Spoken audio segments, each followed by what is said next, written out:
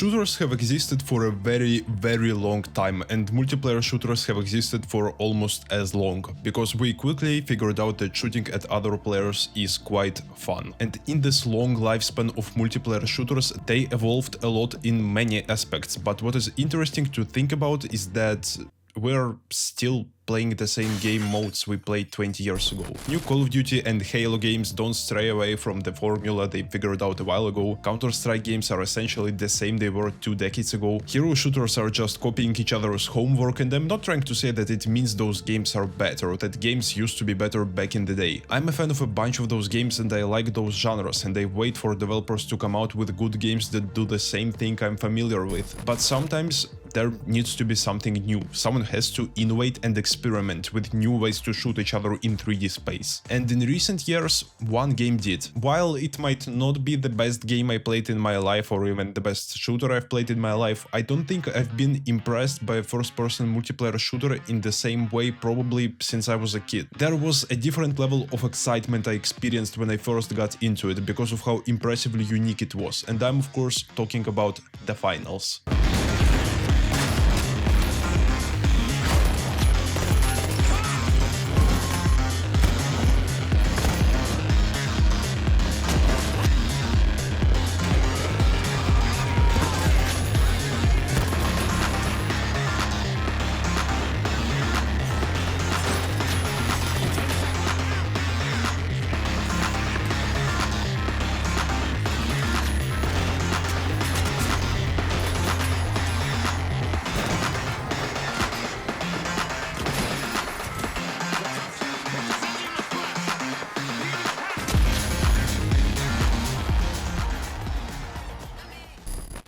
The Finals is the first game made by Embark Studios, and I do believe that it is one of the most underappreciated and misunderstood multiplayer games that has come out in years. Because, to be honest, I've heard about the game when it released, and I never understood what it really is until I took my time to figure it out and decided to play it. In this video I want to focus specifically on the game format of The Finals, its core and primary game mode, Cash Out. And I will touch on other aspects of the game when I feel like I need to. I will start with explaining where this game came from, because I do think it's important to understand how it came to be. Embark Studios is a relatively new video game developer. They were founded in 2018 and so far only have 2 games, but they are far from inexperienced. The person who founded Embark is the former CEO of DICE. You know, the guys who made the Battlefield games. And many people who joined Embark are also ex-DICE employees, so the team of developers was quite stacked. And yes, I did say that The Finals is underappreciated, but it was certainly not a flop. It peaked at 240k players when it came out. However, it's currently averaging 10 to 15k people every month, which is certainly sad to see, because I think it deserves more. So if this game is supposedly that good,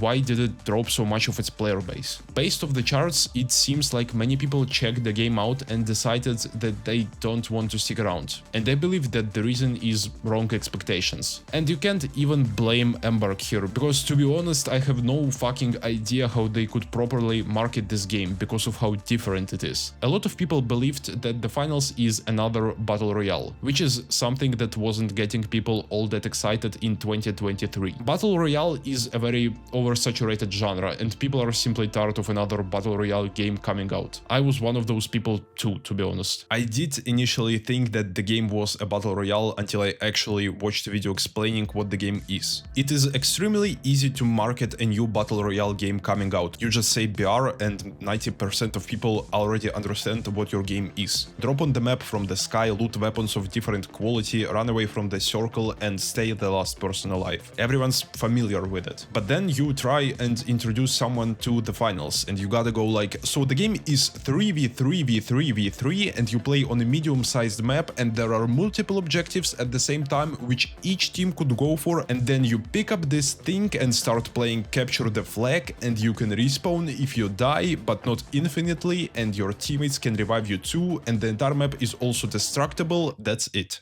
I lost you. I don't understand what the fuck that is, but it sounds good though. The new game by Embark Studios called Arc Raiders turned out to be a much bigger hit compared to the finals, and unlike the finals, it is not free to play, yet it sold 16 million copies. Arc Raiders is undoubtedly a very well-made game. Its sound design, bots AI and visuals are all done exceptionally well. But it is an extraction shooter, something that's already been done before. And while I can admit that it is a well-made game within its genre, it's not taking many risks, and I'm sure that Embark expected this game to be big. As a matter of fact, they started developing Arc Raiders before the finals, so I guess the finals was kind of like a side project for them and a way to help finance their more safe for wider audience game. So I imagine since all of their bets were put on Arc Raiders being a big hit, they felt comfortable experimenting with the finals, and I think that led to some incredible results. I seriously doubt that any big studio will take the same risk Embark did with their first game, especially considering how the game's been performing in the long run, which is sad to think about. So what exactly the finals did to stand out so much among the rest? Well, let's talk about Cash Out, the main game mode of the finals. Cash Out is a team-based mod, but it is structured in a tournament bracket format. So it is 4 teams of 3 people competing with each other simultaneously, starting with 8 teams playing 2 different matches at the same time, then 2 winners from each match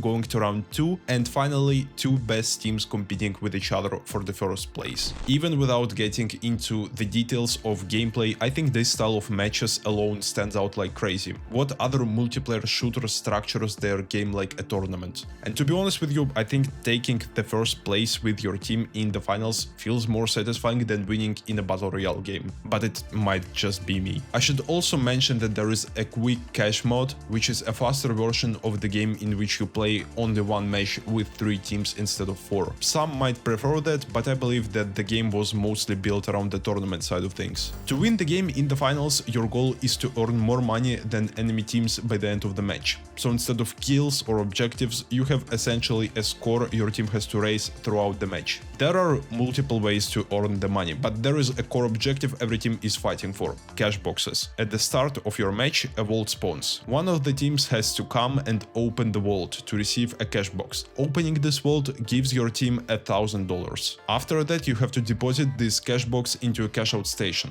Putting the box in gives your team 20% of its value and starts a timer to deposit the money. You get the remaining 80% if the cash out station stays on your team's side at the end of deposit duration. But any enemy team can steal the cash out from you if they interact with the station for 7 seconds uninterrupted. Stealing a cash out also gives your team $1,000, and on top of all that, each kill brings your team $500. There are always 2 cash boxes at play at any given moment during the match, which means it's usually 2 teams fighting over 1 cash out station. But considering how the game works, it always plays out in the most unexpected ways possible. And to me, that's the main appeal of the finals. There is always a chance one of the teams will try and third party your cash out, or one team can bring 2 cash boxes to the same station and do a double cash out, which will result in 4 teams fighting over it. All of this is cool even in itself, but developers decided that it's not enough, so they made the entire map destructible. And I'm not talking about scripted destructions or buildings where you can only blow up 2 walls, which is something recent Battlefield games were struggling with. Even though those developers previously worked on Battlefield games,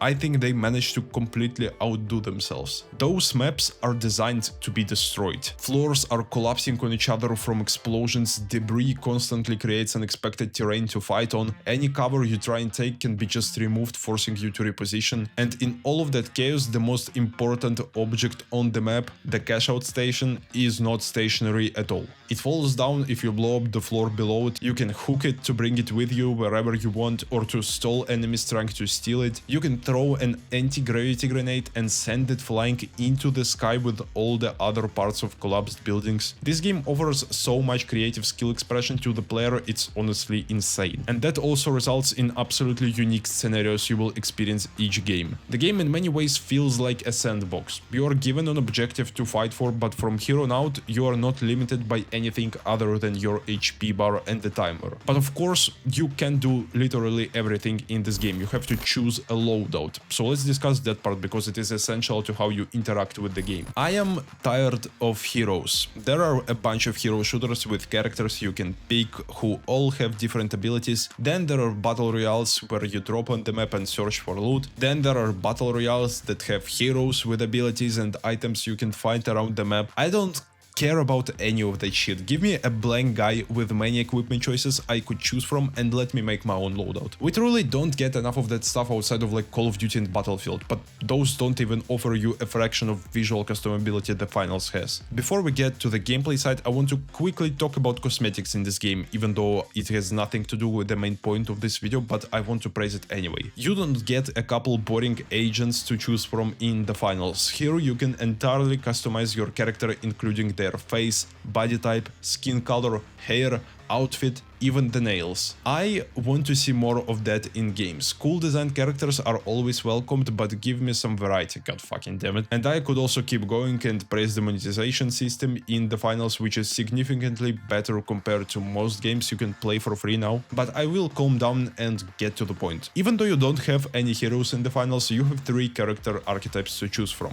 light, medium and heavy, all with their own unique attributes, tools and most importantly unique guns and abilities to choose from. The balancing here is really simple. Lights have the lowest HP pool but move faster and have all the mobile and recon type abilities. They can dash around you, set up teleports for their team and have the highest possible DPS in the game. Heavies have a shit ton of HP but move slow, have a larger hitbox and all the stuff to create space, putting up shields, destroying structures with hammers or RPGs, all the good stuff. But they also can't output a lot of damage with their guns, or at least they have to position themselves in a risky way, like in the case with the minigun. And then you got mediums, who are just all-rounders. Standard HP, standard move speed, decent gun damage and range, and utility tools like ziplines and jump pads. Every archetype has a unique playstyle, and furthermore, by combining different parts of their loadouts, you can change how you play drastically. On lights you can pick a sniper rifle and scan grenades with a grappling hook and constantly take high ground, which helps you spot the enemies for your teammates. Or you could just take the dash ability with a double barrel shotgun and run around trying to one-shot everyone before you blow up. On heavies you could take the charge ability with a fast reloading shotgun to just go in through a couple of walls and initiate for your team, or you could play with a flamethrower and barrier ability, constantly juggling between the shield and flamethrower to set your enemies on fire and then make them shoot their entire mech into nothing. In this game even your choice for throwables and gadgets matters a lot and shifts your playstyle, because every weapon, every ability